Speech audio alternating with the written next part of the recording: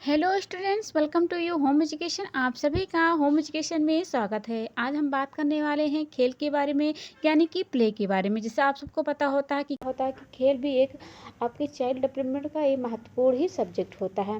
खेल के से बहुत सारे क्वेश्चन यहाँ से बन जाते हैं। तो आज हम बात करने वाले हैं खेल के बारे में, जिसमें हम देखेंगे कि खेल के कार्य क्या होते हैं, खेल के प्रकार क्या होते हैं, खेल की विशेषताएँ क्या होती हैं, खेल के महत्व क्या होते हैं। बहुत सारा टॉपिक यहाँ से कवर करने वाले हैं। तो आइए शुरू करते हैं, खेल के बारे में जानते हैं। जैसे देखो, आप सबको पता होता है कि जो खेल होते हैं हमारे जो जीवन होता है, हमारे जीवन के लिए खेल क्या होता है, बहुत ही ज़्यादा आवश्यक हिस्सा होता है। जो हमारा शरीर होता है, यानी स्वास्थ्य शरीर और दिमाग को सही तरह से विकसित करने के लिए ना खेल क्या होता है, एक महत्वपूर्ण हुई भूमिका निभाते हैं।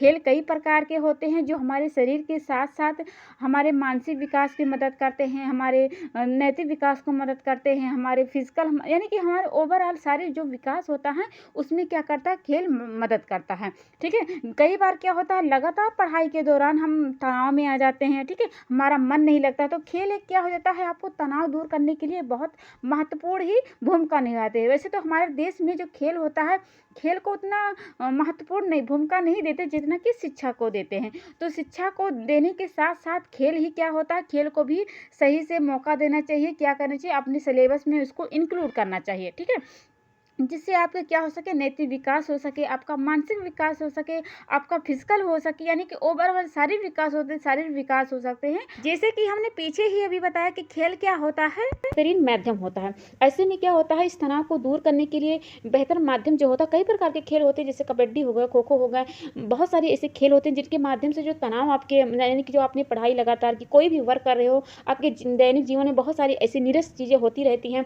खेल के द्वारा ही क्या क्या होता है, आपका जो आपको एक नई ऊर्जा मिलती है। ठीक है, यानी कि ऊर्जा का संचार बढ़ता है। हमारे देश में जो खेल होता है ना, खेल को उतना ज़्यादा प्राथमिकता नहीं मिलती है जितना ज़्यादा कि शिक्षा को मिलती है। यानी कि शिक्षा को बहुत ज़्यादा जोर दिया जाता है, खेल को वहीं पे कम। कहीं कहीं स्कूलों में तो खेल को खेला ही नहीं जाता, बस सिर्फ पढ़ाई ही पढ़ाई होती है। खेल के द्वारा ही आपको एक नई ऊर्जा मिलती है, एक नई ताकत मिलती है। यानी कि जितना ज़्यादा ज़रूरी शिक्षा होता है, उतनी ही ज़्यादा ज़रूरी होता है खेल होता है। यानी कि जिस तरह आपका दिमाग विकसित होता है पढ़ाई के द्वारा, उस तरह आपको खेल से भी क्या होता है, आपको जो शारीरिक विकास होता है वो भी डेवलपमेंट होता है। तो आज हम बात करने वाले हैं खेल के बारे में। पहले यहाँ पे देख लेते हैं, एक स्टेटमेंट है हॉरलॉक के अनुसार। हॉरलॉक के अनुसार इन्होंने क्या कहा है, खेल वह कोई भी क्रिया है जो आनंद प्राप्ति के लिए की जाती है और जिसके अंतिम परिणाम पर कोई विचार नहीं किया जाता। यानी कि खेल क्या होती है, कोई भी क्रिया हो सकती है, किसी भी प्रकार से आप खेल खेल सकते हैं, जो आपको क्या मिलती है, उससे आनंद की प्राप्ति मिल सकती है। ठीक है, यानी कि खेल आपने खत्म कर दिया तो उसका कोई लक्ष्य यानी कि कोई विचार नहीं होता है, बस आप ऐसे खेलते हो, आनंद के लिए खेल खेलते हो। अगला चलते हैं। अब यहाँ पे एक स्टेटमेंट और लिखा हुआ है, खेल क्या होता है। टीपी नन के अनुसार इन्होंने क्या कहा है, खेल क्या होता है, रचनात्मक क्रियाओं का एक व्यापक अभिव्यक्ति होती है। यहाँ से भी एग्जाम से आ चुका है कि टीपी नन ने क्या कहा, तो खेल एक रचनात्मक क्रियाओं की अभिव्यक्ति होती है। यानी देखो, बहुत सारे ऐसे स्कूल होते हैं ना, जो क्या होता है, बहुत सारे स्कूल में जहाँ पर खेल एक सीमित होते हैं, यानी कि खेल खिलाए ही नहीं जाते हैं, या फिर खेल क्या होते हैं, सीमित होते हैं। तो ऐसे में पेरेंट्स क्या होते हैं, पेरेंट्स की जिम्मेदारी बढ़ जाती है। उन्हें अपने ही बच्चों को अपने ही स्तर पर क्या करते हैं, बच्चों को खेल जोड़ने के लिए प्रोत्साहित करते हैं, उन्हें आगे बढ़ाते हैं। ऐसे में हमें ज़रूरत है कि पढ़ाई के बराबर खेलों को भी महत्व देना चाहिए। ठीक है, स्कूल में कई प्रकार के खेल होते हैं, खेलों को बढ़ावा देना चाहिए। रेगुलर सब्जेक्ट की तरह ही जो नियमित एक्टिविटी होती है वो भी कराना चाहिए, इससे बच्चा क्या होगा, चुस्त पुस्त होता रहेगा। ठीक है, इस प्रकार से हम कह सकते हैं कि जो खेल होते हैं, खेल को नज़रअंदाज नहीं कर सकते हैं। खेल से ही क्या होता है, हमारा जो शरीर होता है, शरीर हमारा फिट होता है। ठीक है, अब देखिए आगे लिखा हुआ है, बालकों में खेल का विकास। यानी कि सामान्य जो बालक होते हैं, सामान्य बालकों में खेल का विकास जो होता है, 4 तरह से विकास होता है, यानी कि 4 अवस्थाओं में होता है।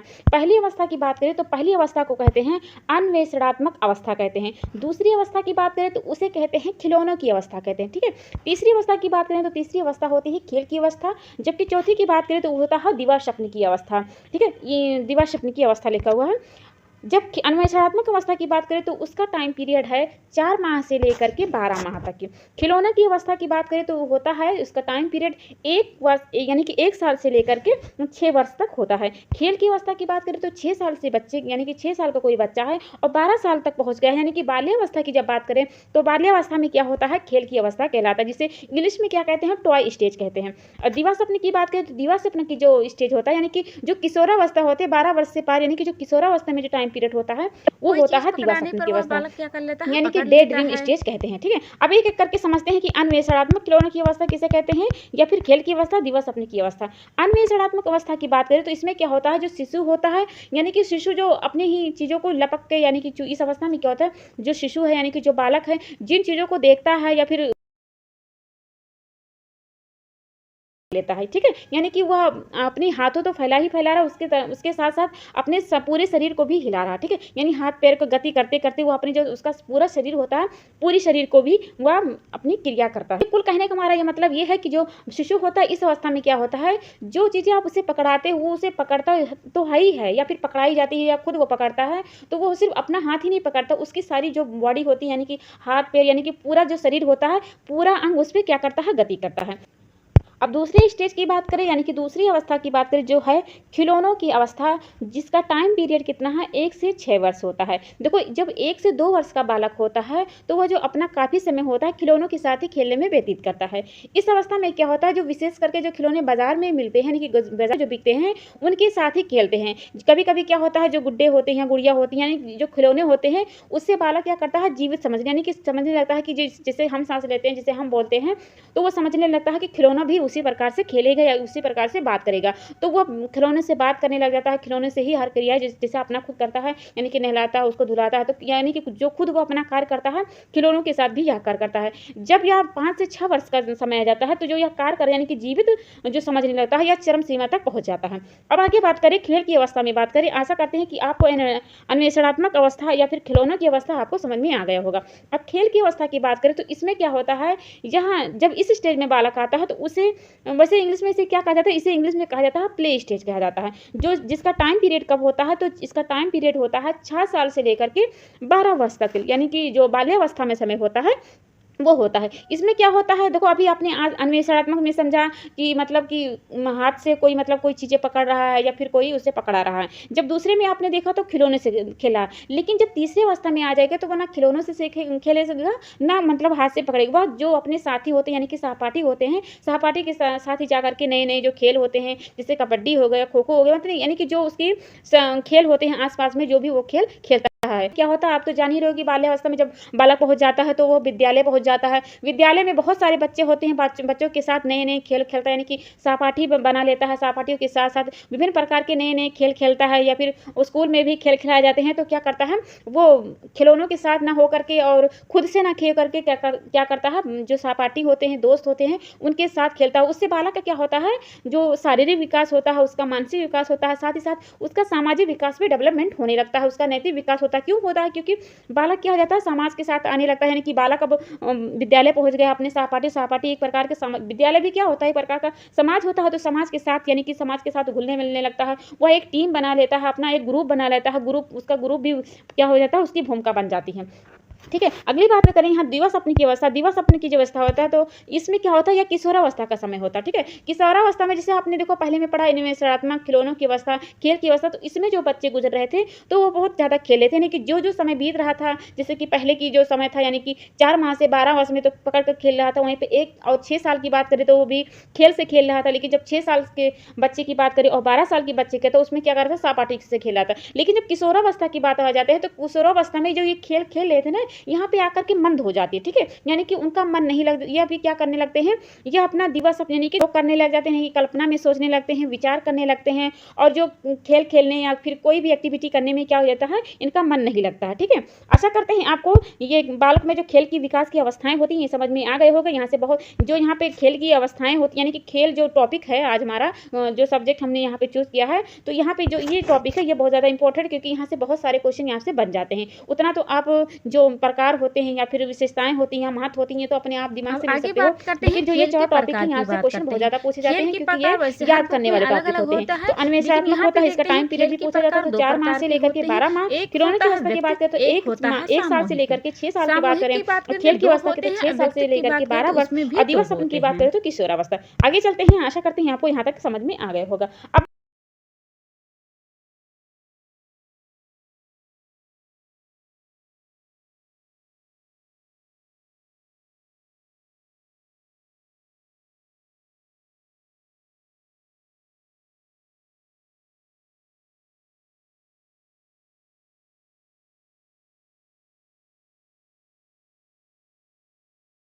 खेलता है व्यक्तिगत खेल, यानी कि खुद से जब कोई खेल खेला जाता है, जब छोटे बच्चे होते हैं तो वो क्या करते हैं, खुद से खेलते हैं, ठीक है। उसके बाद में जो दूसरे नंबर पे होते हैं, यानी कि दूसरे जब खेल की बात करें तो होता है सामूहिक खेल, यानी कि जब ग्रुप में कोई खेल खेला जाता है तो उसे कहते हैं सामूहिक खेल। और जब पहले की बात करें व्यक्तिगत खेल की बात करें तो वो होता है यानी कि खुद ब खुद, यानी कि कोई ऐसा खेल हो जो अकेले में खेला जाए, ठीक है, उसे व्यक्तिगत खेल कहते हैं।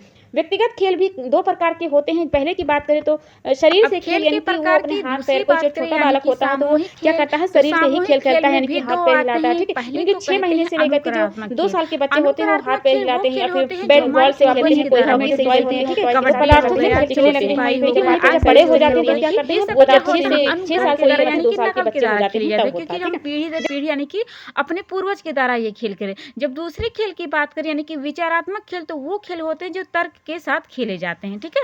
यानी कि जो लूडो हो गया, चोर सिपाही हो गई, ये सब क्या होते हैं, लूडो वाले जो गेम होते हैं ये दिमाग यानी कि तर्क वाले खेल होते हैं।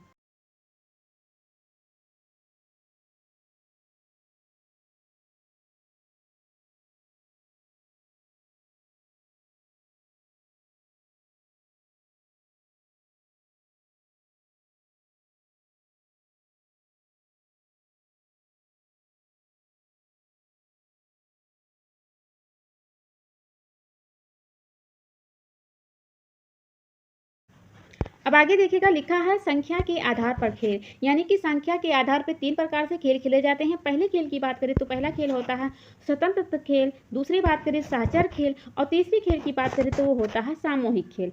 स्वतंत्र खेल की बात करें तो स्वतंत्र खेल जो होता है, बालक जो होते हैं छोटे होते हैं, अपरिपक्व होते हैं, यानी कि जो खुद से खेल खेले, जिसमें साथी या सहयोगी या सहपाठी की कोई ज़रूरत नहीं होती, ऐसे खेल जो अकेले भी खेला जाता उसे कहते हैं स्वतंत्र खेल। यानी कि किसी प्रकार की बाधा ना हो, किसी प्रकार का रुकावट ना हो, यानी कि कोई, जैसे आप कबड्डी की बात करें, खो खो की बात करें, बैडमिंटन की बात करें, बैट बॉल की, तो ये इसमें सहपाठी की ज़रूरत होती है। लेकिन बहुत सारे ऐसे खेल होते हैं जिसमें क्या किया जाता है, खुद ब खुद खेल खेल सकते हैं, जिससे यहाँ पे फिगर में आप देख सकते हो कि बालक क्या कर रहा है, अकेले खुद ब खुद ये खेल खेल रहा है, ठीक है। दूसरे की बात करें यानी कि सहचर खेल, तो सहचर खेल क्या होते हैं, जब बालक एक साथ खेलते हैं, यानी कि जिसमें एक बालक हो या 2 बालक हो या 3 बालक हो, 3 से ज़्यादा बालक ना हो, तो उसे कहते हैं सहचर खेल। इसमें क्या होता है, सहचर खेलों में जो विकास होता है 2 वर्ष के बाद सामान्यतः हो जाता है, यानी कि जब 2 वर्ष के बालक हो जाते हैं तब इसका टाइम पीरियड आता है। 2 वर्ष में बालक क्या करता है, वो अपने सहचर के साथ खेलना शुरू कर देता है। जब बालक का शारीरिक विकास हो जाता है, यानी कि सामाजिक विकास हो जाता है, तब इसमें जो बालक होता है। सामूहिक खेल की बात करें तो सामूहिक खेल वो खेल होते हैं जो एक ग्रुप में, यानी कि एक टीम बना करके खेला जाता है, जैसे कि क्रिकेट हो गया, फुटबॉल हो गया, बैडमिंटन हो गया, खो खो हो गया, ये सब जो खेल होते हैं तो वो कैसे होते हैं, सामूहिक खेल के उदाहरण होते हैं, ठीक है। बहुत सारे ऐसे वर्तमान में खेल देखते होंगे आप, जो स्पोर्ट होते हैं, स्पोर्ट से भी आप बेहतर जॉब प्राप्त कर सकते हो, यानी कि वैसे वैसे वर्तमान में आप तो देख ही रहे हो कि स्पोर्ट्स में बेहतर से बेहतर जॉब आप पा सकते हो खेल के माध्यम से, ठीक है। यानी कि खेल क्या होता है, खेल के द्वारा ही आप एक टीम बना सकते हो, लीडर बना सकते हो, यानी कि इसमें टीम वर्क और जो लीडरशिप की भावना होती है वो बढ़ जाती है, जो कैसा होता है, सामूहिक खेल के द्वारा, यानी कि खेल के द्वारा ही आप तनाव को या फिर जो आपके नीरस जीवन व्यतीत करते हो उसको भी आप यहाँ पे दूर कर सकते हो, ठीक है।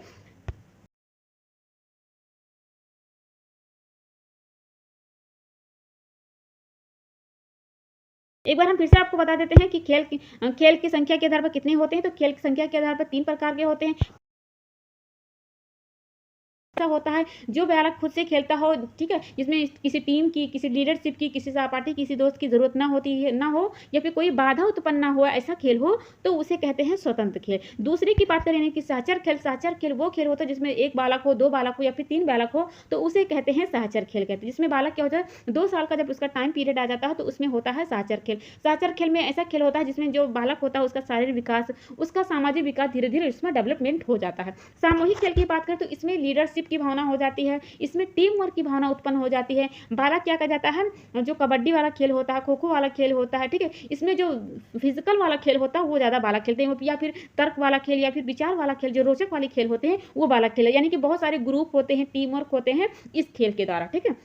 आशा करते हैं आपको संख्या के आधार पर खेल समझ में आ गया होगा। अब हम आगे बात करते हैं खेल की विशेषताओं के बारे में बात करते हैं। बालक के खेल की विशेषताएं बहुत प्रकार की होती हैं, जो यहाँ पे हमने लिखा, आयु की वृद्धि के साथ खेल की क्रियाओं में कमी हो जाती है। यानी कि जो बालक होता है जैसे जैसे बड़ा होता है उसमें जो आयु होती है वो कमी देखने को मिल जाती है, ठीक है। यानी कि बहुत ऐसे बचपन के खेल दूसरे होते हैं, और बड़ा हो जाता है कोई बालक वही, तो वहाँ पे खेल कोई, यानी कि कोई छोटा बालक होता है तो वो कबड्डी या खो खो, यानी कि जो 2 साल का बच्चा है या फिर 6 माह का बालक है तो वो कबड्डी या खो खो ये सब खेल नहीं नहीं खेल सकता है। वहीं पे जैसे 30 साल का या 25 साल का बालक है या फिर कोई एडल्ट है, कोई किशोरावस्था में है, तो वही खेल खेल सकता है। तो वही यहाँ पे लिखा हुआ है कि आयु के आधार पे बहुत सारे ऐसे खेल होते हैं जो परिवर्तन हो जाते हैं।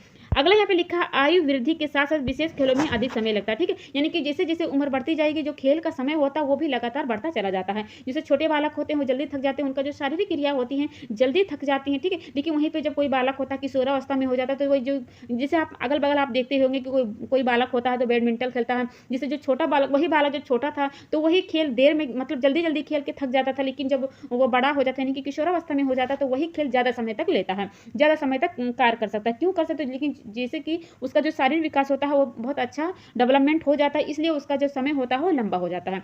आगे बात करें आयु के साथ खेल सामाजिक हो जाता है, यानी कि जैसे कि आपने देखा ना अन्वेषणात्मक खेल देखा आपने, खेल की अवस्था यानी कि खिलौने की अवस्था में देखा तो आपने क्या देखा? खेल की अवस्था में बालक विद्यालय जा रहा था, अपने समाज में देख रहा था, ठीक है। तो खेल के द्वारा ही बालक क्या जाएगा? अपने समाज के साथ जाएगा, अपने सहपाठी से मिलेगा, तो सहपाठी भी एक तरह का समाज ही होता है। तो बालक क्या होता है? आयु जैसे उसका आयु जैसे जैसे बढ़ता जाएगा वह बालक क्या हो जाएगा? समाज की भावनाओं में यानी कि समाज में आकर के बालक क्या करेगा? खेल खेलना शुरू कर देगा। तीसरे की बात करें यानी कि आयु वृद्धि के साथ खेल के साथियों में कमी आ जाती है, ठीक है। जैसे कि आपने पढ़ा अभी पीछे ही कि संख्या के आधार पर खेल, जब संख्या के आधार पर खेल था तो एक था सामूहिक खेल। तो सामूहिक खेल में क्या था? बहुत सारे ग्रुप में बच्चे आ रहे थे, ठीक है। लेकिन वहीं जब बालक जो बड़ा हो जाता तो वही ग्रुप छोटा हो जाता है, ठीक है। तो बहुत ऐसे खेल होते हैं जो उसमें 2-3 बच्चों के ही काम लगता है, ठीक है। तो आयु के साथ ही बहुत सारे ऐसे खेल होते हैं जिसमें 2-3 बच्चों का काम लगता है, 2-3 लोगों का ही काम लगता है। तो वही यहाँ पे लिखा हो कि आयु के साथ ही बहुत सारे ऐसे खेल होते हैं जो साथियों की कम जरूरत पड़ती है, ठीक है। अगले की बात करें बालकों के खेल समान से विशिष्ट की होता है नहीं। पहले बच्चा छोटे छोटे खेल खेलता है, उसी के बाद में बच्चा जब बड़ा हो जाता है तो वही मतलब फिजिकल वाला वर्क, जैसे देखो बालक छोटा था तो वही जैसे आप उसको जो जब 6 माह का है या फिर साल भर का कोई बच्चा है तो उसका बैडमिंटन पकड़ाओगे तो वो नहीं पकड़ पाएगा। लेकिन वहीं पर जब बच्चा बड़ा हो जाता है यानी कि जब 18 साल का हो जाएगा या उससे भी बड़ा हो जाएगा तो वो खेल आसानी से खेल लेता है। क्यों खेल लेता है? क्योंकि उसका सामान्य से विशिष्ट की ओर उसका डेवलपमेंट हुआ है। आगे बात करते हैं, आगे लिखा हुआ है खेल होते हैं बच्चों के खेल एक प्रमुख विशेषता है या परंपराओं से प्रभावित होते हैं। बड़े बालक जिस प्रकार के खेलों को खेलते हैं जो छोटे बालक होते हैं अनुकरण के द्वारा ही क्या करते हैं? बालक उस खेलों को सीखते हैं। इसी प्रकार खेलों का स्थानांतरण जो होता है पीढ़ी क्या होता है होता रहता है। जैसे कि कई प्रकार के खेल होते हैं जैसे कबड्डी हो गया, चोर सिपाही हो गया, आंख में चोली वाला खेल हो गया, ये सब क्या है? जैसे उम्र बीतता जाता है जो पीढ़ी आती है एक दूसरे से क्या हो गया है? खेलते चले आ रहे हैं, ठीक है। आयु के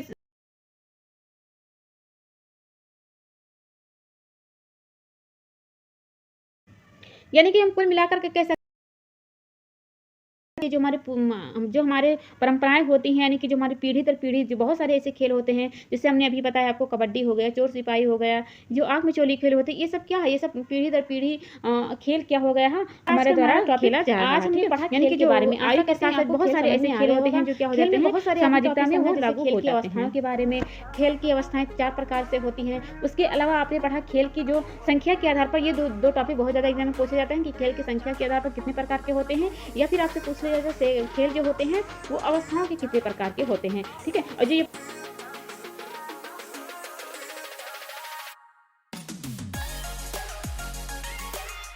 है या फिर महत्व है, यहाँ से ज़्यादा क्वेश्चन नहीं पूछे जाते हैं। आज अपनी क्लास यहीं पे खत्म करते हैं। आशा करते हैं आपको हमारा क्लास समझ में आया होगा। आप अगर यहाँ तक पहुँच गए और अभी तक आपने मेरे चैनल सब्सक्राइब नहीं किया तो प्लीज़ लाइक और सब्सक्राइब करना मत भूलिएगा। कल मिलेंगे एक नई क्लास में, तब तक के लिए टेक केयर, बाय बाय।